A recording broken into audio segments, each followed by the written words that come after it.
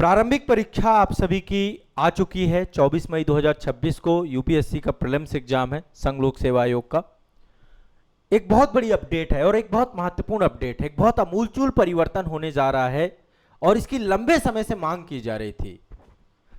24 मई को आपका जब प्रीलिम्स का एग्जाम हो जाएगा, उसके बाद पहली बार यूपीएससी के द्वारा आप सभी की प्रोविजनल आंसर की जारी की जाएगी। इसकी लंबे समय से डिमांड चल रही थी और ये बहुत जरूरी था। पहले ये आंसर की कब आती थी या पहले हमें कब पता चलता था? जब फाइनल रिजल्ट आ जाता था। आप समझिए अब क्या होगा। आप एग्जाम जैसे अभी यूपी पीसीएस में भी होता है, तुरंत आंसर की आ जाती है। बीपीएससी भी तुरंत आंसर की जारी करता है।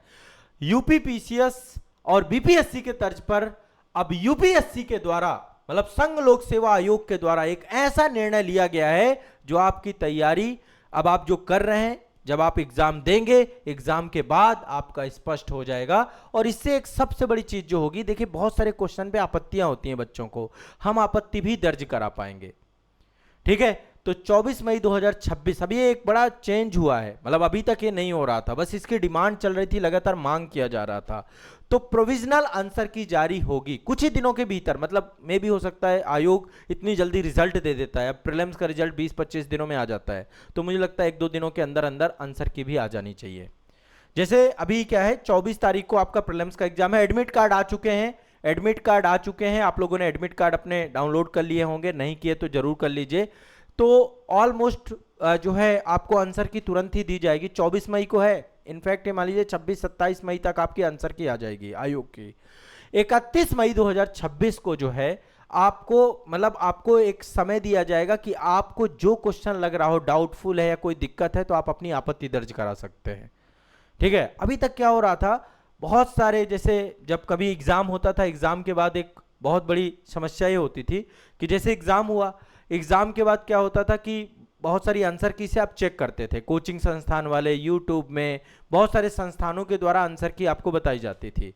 बाद में पता चलता था जब आयोग की आंसर की आ रही है, तो बहुत सारे क्वेश्चंस में आपका कभी आप सही स्कोर अपना एज्यूम नहीं कर पाते थे, क्योंकि आयोग के साथ पूरा ये समझिए कुछ कोचिंग संस्थान ऐसे भी थे जिनके 20-20 क्वेश्चन गलत होते थे। कभी किसी के आंसर की यूपीएससी से मैच नहीं होती थी। सी सेट में तो कभी आइडिया ही नहीं लग पाता था कि आप कट ऑफ के पास है नहीं है, क्योंकि इतना वेरी कर जाती थी आंसर की। अब फाइनली आंसर की आ जाएगी तो आप श्योर हो जाएंगे कि आपका प्रीलिम्स में क्या स्कोर बन रहा है एग्जैक्ट आयोग के आंसर की। और यदि किसी क्वेश्चन में कोई डाउट होता है, कुछ होता है, तो आप आपत्ति दर्ज करा सकते हैं, क्योंकि यूपीएससी क्वेश्चन इस तरीके से बनाता है कि उस क्वेश्चन में कहीं ना कहीं पे कोई ना कोई दिक्कत तो होती है। ठीक है, तो एक तो ये एक बहुत बड़ा चेंज, मतलब एक रेवोल्यूशनरी, एक क्रांतिकारी चेंज हुआ है आप सभी के लिए। और मुख्य परीक्षा और इंटरव्यू का अंतिम परिणाम आने के बाद जो है फाइनल आंसर की भी जारी की जाएगी। प्रोविजनल आंसर की अभी आएगी, फिर फाइनल आंसर की आएगी। ठीक है, फाइनल आंसर की भी आएगी, लेकिन अभी जो है प्रोविजनल आंसर की आयोग के द्वारा जारी कर दी जाएगी। आपको आपत्ति दर्ज कराने की नई प्रक्रिया, पूरा ऑब्जेक्शन प्रोसेस, यानी प्रोविजनल आंसर की आप आपत्ति कर पाएंगे, इसके बाद आपका रिजल्ट आएगा। ये एक चीज और होनी चाहिए कि आयोग को जो है फाइनल आंसर की भी मतलब त्वरित गति से कर देना चाहिए, लेकिन हो सकता है कि आयोग उन आपत्तियों के आधार को ध्यान में रख करके ही रिजल्ट जारी करे। लेकिन ये एक बड़ा अच्छा इनिशिएटिव हुआ है यूपीएससी में। ठीक है, प्रोविजनल आंसर की से आप अपनी पूरी कॉपी जांच कर पाएंगे। गलत उत्तर के खिलाफ जो यूपीएससी का आधिकारिक पोर्टल है ना, वहां पर जाकर के क्वेश्चन पेपर जो है आपका रिप्रेजेंटेशन पोर्टल है आपका, उस पर जाकर के आप जो है upsconline.nic.in वहां पर अपना आपत्तियां दर्ज हो जाएंगी। अब आप यहां पर दिमाग में बैठा के रखिए, जब भी अभी जैसे पेपर होगा 24 मई को, तो अभी पेपर ही है आपका, तो जब आपत्ति दर्ज होगा उसमें प्रमाणिक स्रोत होने चाहिए, ऑथेंटिक सोर्सेस के माध्यम से ही आपत्ति दर्ज होगी। ठीक है, तो वो मैं बता दूंगा आगे चल के, आगे डिस्कस हो जाएगी। आपत्तियों की जांच होगी, सब्जेक्ट मैटर एक्सपर्ट जो आपके होते हैं आयोग के या कमेटी जो होती है उसके द्वारा समीक्षा की जाएगी। ठीक है, तो अभी यूपीएससी के जो वर्तमान में अध्यक्ष हैं डॉक्टर अजय कुमार जी, उन्होंने कहा कि आयोग के इतिहास में एक बहुत नई शुरुआत हुई है और इससे ट्रांसपेरेंसी बढ़ने वाली है, मतलब पारदर्शिता बढ़ेगी। लंबे समय से चली आ रही मांग, सुप्रीम कोर्ट की टिप्पणियों के बाद यह कदम उठाया गया है। और हर साल परीक्षा देने वाले लगभग 5 लाख से ज्यादा बच्चे परीक्षा में देते हैं, तुरंत स्कोर का अंदाजा लगा पाएंगे, बिना किसी असमंजस के सीधे मुख्य परीक्षा की तैयारी शुरू कर पाएंगे, क्योंकि बच्चे समझ नहीं पाते कि एग्जैक्ट, और उसके लिए पूरा 1 साल का इंतजार अब नहीं करना पड़ेगा। ठीक है, तो आंसर की के अलावा इस साल में केंद्रों में फर्जीवाड़े को रोकने के लिए आपके देखिए जो एडमिट कार्ड आए हैं, साथ ही आप देखिए इस बार एआई आधारित फेशियल ऑथेंटिकेशन भी होना है, आपके चेहरे की पहचान भी होगी, है ना। आप समझिए इस बार पहली बार यूपीएससी एक नया कदम निकाल रहा है, एआई आधारित फेशियल ऑथेंटिकेशन, चेहरा पहचानना। ये चीज हो चुकी है अभी यूपीपीसीएस और जो है जो एग्जाम हो रहे हैं, यूपीपीसीएस आरओए सब एग्जाम हो रहे हैं ना, इनमें फेशियल ऑथेंटिकेशन होता है ना। इनमें बाकायदा आपका रेटिना स्कैन और ये सब आधार कार्ड के साथ देख करके चला जाता है। तो ये, और एक चीज और आयोग ने किया है, अभी आपने देखा आयोग ने इस बार का जब नोटिफिकेशन आया था कि भाई जो लोग आईएएस बन चुके हैं, आईएफएस अधिकारी बन चुके हैं, अब ये दोबारा एग्जाम में नहीं बैठ सकते हैं। ये भी मतलब अभी कई सारे रेवोल्यूशन हुए हैं और बहुत जबरदस्त रेवोल्यूशन हुए हैं आपके। ठीक है, 24 मई में आपका ई एडमिट कार्ड आ चुका है, आपने ई एडमिट कार्ड अपना डाउनलोड कर लिया होगा। ठीक है, और ई एडमिट कार्ड मतलब 15 मई को आ गया था, आपका आधिकारिक वेबसाइट पे आ गया था। मैं सोच रहा था कि आपको मतलब आपको अब जानकारी तो है ही है, आप लोग कर ही रहे हैं। अब मैं कंटिन्यूअस आपको आयोग से जुड़ी हुई जितनी भी अपडेट्स होंगी रेगुलर मैं आपको आजाद आईएएस एकेडमी के यूट्यूब चैनल पर दूंगा, आपको मिलेंगी। आपको बस कोई टेंशन नहीं लेनी है। ये मतलब यूपीएससी से जुड़ा हुआ कोई भी बात है और अदर जितने भी आयोग हैं उनका भी आपको मैं जो है अपडेट देता रहूंगा। जो आप लोग कहेंगे, यदि आपको कोई एग्जाम के बारे में जानना है, कुछ चीजें आप जानना चाहते हैं तो वो भी बता देंगे। तो एआई फेस जो ऑथेंटिकेशन प्रक्रिया है इस बार जब होगी तो इससे क्या होगा, एक तरीके से आप समझिए कि कई सारे रूल्स हैं जिनको आपको, एक तो सत्यापन के लिए आपको पहले मतलब आप टाइम से पहुंचना पड़ेगा, है ना।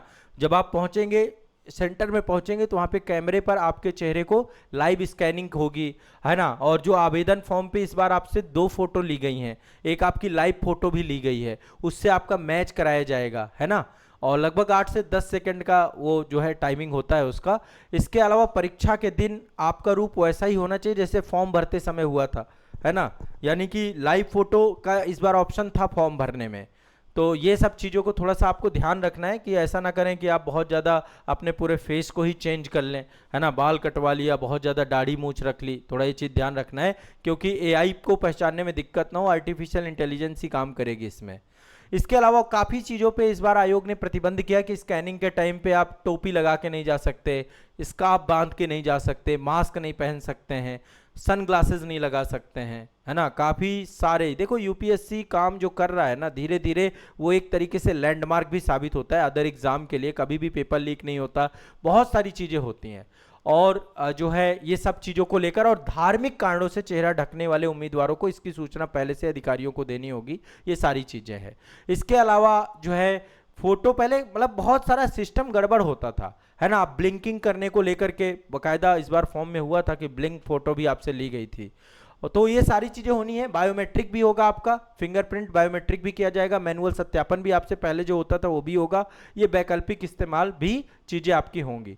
ई एडमिट कार्ड आ चुका है यूपीएससी 2026 का, आप लोग इसको डाउनलोड कर लीजिए। वेबसाइट आप सभी जानते हैं upsc.gov.in, upsconline.nic.in, ये 2 वेबसाइट है, इनको विजिट करना है। आपका जो है ई एडमिट कार्ड आपको मिल जाएगा, आपको लॉगिन करना है। लॉगिन में जो आपका पंजीकरण आईडी है, रोल नंबर मतलब वो जो आपका ओटीआर वगैरह आपने किया ना, रजिस्ट्रेशन आईडी जो आपके, उसी के माध्यम से आपको करना है।